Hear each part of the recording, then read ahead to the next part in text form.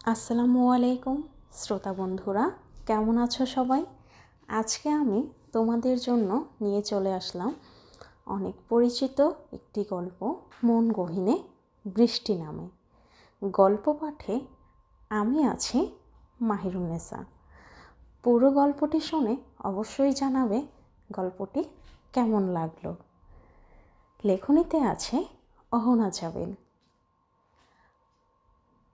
আকাশ মেঘে ছেয়ে আছে, ঘন ঘন মেঘ ডাকছে, ঘুরি ঘুরি বৃষ্টিও পড়ছে। যে কোনো সময় ঝুম বৃষ্টি নামতে পারে। এজন্য বাস স্ট্যান্ডের যাত্রীরা যে যত দ্রুত সম্ভব বাস স্ট্যান্ড ত্যাগ করার চেষ্টায় আছে। কিন্তু সুপ্রভার মধ্যে এ ধরনের কোনো তারা দেখা গেল না। সে এক কোনায় বসে ঝিমাচ্ছে। সে তার মামা সানোয়ার হোসাইনের অপেক্ষায় আছে। সে এসেছে 1 ঘন্টার বেশি হবে। সে এসেই তার মামাকে ফোন করে জানিয়েছে, তবু তার মামা আসছে না। এইদিকে তার খুব ঘুম পাচ্ছে।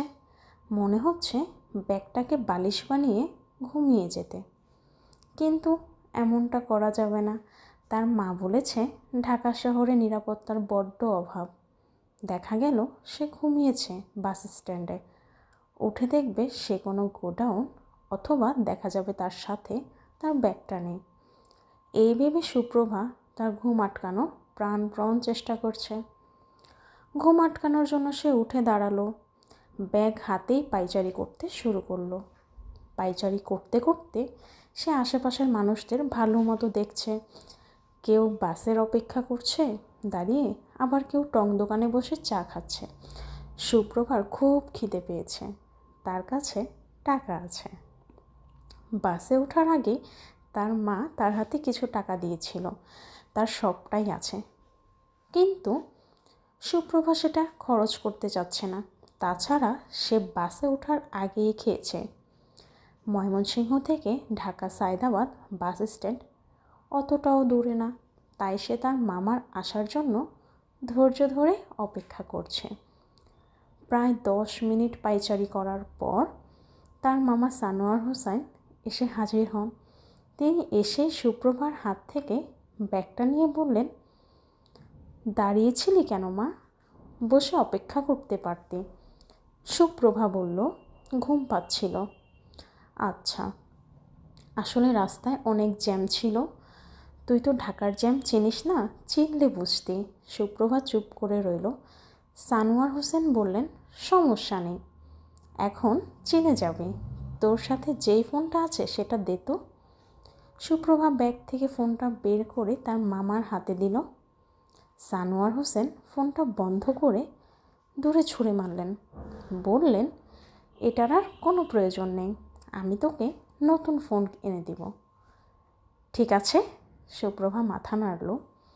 তার মামা এটা কেন করলো সে বুঝতে পারছে না। সে এটাও জানে না তার মামা কেন তাকে সায়দাবাদ নামতে বলেছেন। তাই সে চুপ করে রইল। তার মামা বললেন, চল, তোর মামি আর সায়ারা তোর জন্য অপেক্ষা করছে। চলো। সুপ্রভা তার মামার সাথে তার নতুন গন্তব্যের উদ্দেশ্যে রওনা হলো। বাড়িতে পৌঁছাতে পৌঁছাতে প্রায় 1.5 ঘন্টা লাগলো। সানোয়ার হোসেন সুপ্রভাকে নিয়ে ভিতরে প্রবেশ করলেন। দরজা খোলাই ছিল।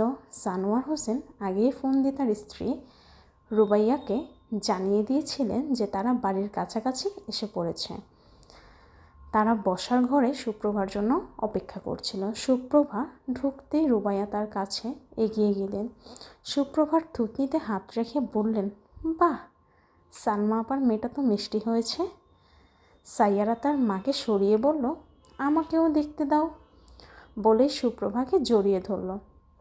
সে সুপ্রভার থেকে বছর 3 বড় হবে। তারা এত এত ভালোবাসা দেখালো, সুপ্রভা উত্তর দিচ্ছে না। সে মাথা নিচু করে আছে। তার লজ্জা লাগছে। নতুন পরিবেশে সে সহজে মানিয়ে নিতে পারে না। তাছাড়া মামার সাথে আগে ফোনে কথা হলেও মামি আর মামাতো বোন সাইয়ারাকে প্রথম দেখছে। রুবাইয়া ব্যাপারটা বুঝতে পেরে সাইয়ারাকে বললেন, সুপ্রভাকে নিয়ে ভিতরে যাও। সাইয়ারা সেটাই করলো। সুপ্রভাকে নিয়ে ভিতরে চলে গেল। সুপ্রভা এখন থেকে সাইয়ারার সাথে তার ঘরেই থাকবে। এই বাড়িতে 3টি ঘর, একটাতে সানোয়ার হোসেন আর রুবাইয়া থাকে, একটাতে সাইয়ারা আর অন্যটাতে স্টোর রুম। এখান থেকে সাইয়ারার ঘরে সুপ্রভা থাকবে। সাইয়ারার ঘরটা বেশ বড়। ঘরে একটা খাট, একটা পড়ার টেবিল, একটা আলমিরা, একটা ড্রেসিং টেবিল, একটা বুক শেলফ যার মধ্যে অনেকগুলো বই আর দেয়ালে কিছু পেন্টিং। সুপ্রভার ঘরটা ভালো লেগেছে। সাইয়ারা তাকে বলল, ব্যাগটা রেখে ফ্রেশ হয়ে নে, জার্নি করে এসেছিস, ক্ষুধাও লেগেছে নিশ্চয়ই। সুপ্রভা মাথা নাড়ল। তার মাথা নাড়ানো দেখে সাইয়ারা বলল, তোর কি মুখ নেই, কথা বল। সুপ্রভা বিড়বিড় করে বলল, কথা তো বলতে পারি কিন্তু লজ্জা লাগে। সাইয়ারা বলল, লজ্জা কিসের, আমি তো তোর আপু। সুপ্রভা খানিকটা অবাক হলো। সে ভেবেছিল সাইয়ারা তার কথা শুনতে পারেনি, কিন্তু সে কিভাবে যেন শুনে ফেলল। সুপ্রভা ভাবতে দেখে সাইয়ারা বলল, আমি সাইকোলজির ছাত্রী, এতটুকু তো বুঝবই। আমি মাঝে মাঝে মানুষের মনের কথা বুঝে ফেলি। এই ধর, তোর পেটে এখন ইঁদুর দৌড়াচ্ছে, কিন্তু তুই লজ্জাবতী হয়ে বলছিস না। সুপ্রভা হেসে ফেলল, বলল, আপু তুমিও না। সাইয়ারা বলল, যাক, কথা তো বললে, এখন ফ্রেশ হয়ে নে, মুখে কথা বলবে। এসব মাথা নাড়ানাড়ি আমার পছন্দ না। আচ্ছা, কথা বলার চেষ্টা করব। সাইয়ারা মুচকি হেসে সুপ্রভার গাল টানল। এই তো গুড গার্ল। সুপ্রভা ব্যাগটা একপাশে রেখে ফ্রেশ হতে চলে গেল। মধ্যরাত। সুপ্রভার চোখে ঘুম নেই। সে বারবার পাশ ফিরছে। নতুন জায়গায় সহজে ঘুম আসতে চায় না। তার সাথেও এমনই হচ্ছে। বারবার পাশ ফেরাতে সাইয়ারা নড়ে উঠেছে। আরও কিছুক্ষণ এমন হলে তার ঘুম ভেঙে যাবে। তাই সুপ্রভা উঠে বসল। তার মায়ের কথা খুব মনে পড়ছে। মাকে সে ভীষণ ভালোবাসে। বলা যায় এই পৃথিবীতে সে যদি কাউকে ভালোবাসে থাকে সেটা হচ্ছে তার মা। তার হাতে থাকলে সে কখনোই মাকে একা ফেলে এখানে আসতো না। তার হাতে কিছু নেই, কিছুই না। সেজন্যই প্রাণের থেকেও প্রিয় মাকে ফেলে অচেনা অজানা একটা শহরে আসতে হয়েছে। এখন থেকে এখানেই থাকতে হবে যতদিন না পড়াশোনা শেষ হচ্ছে। সে সবে ইন্টারে পরীক্ষা দিয়েছে, এখনও রেজাল্ট বের হয়নি। তবে সে জানে তার রেজাল্ট অতটাও খারাপ হবে না। সে ডাক্তার হতে চায়।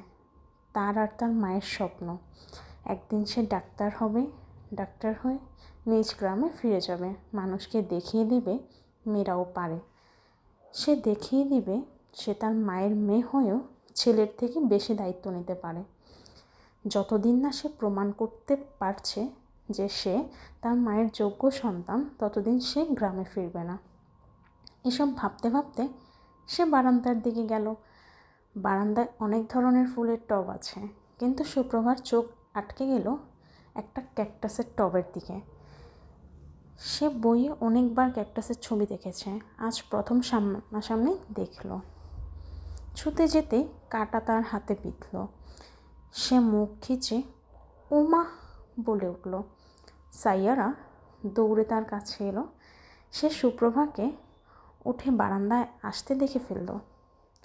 সে ধীর হাতে সুপ্রভার হাত থেকে কাঁটাটা উপড়ে ফেলল।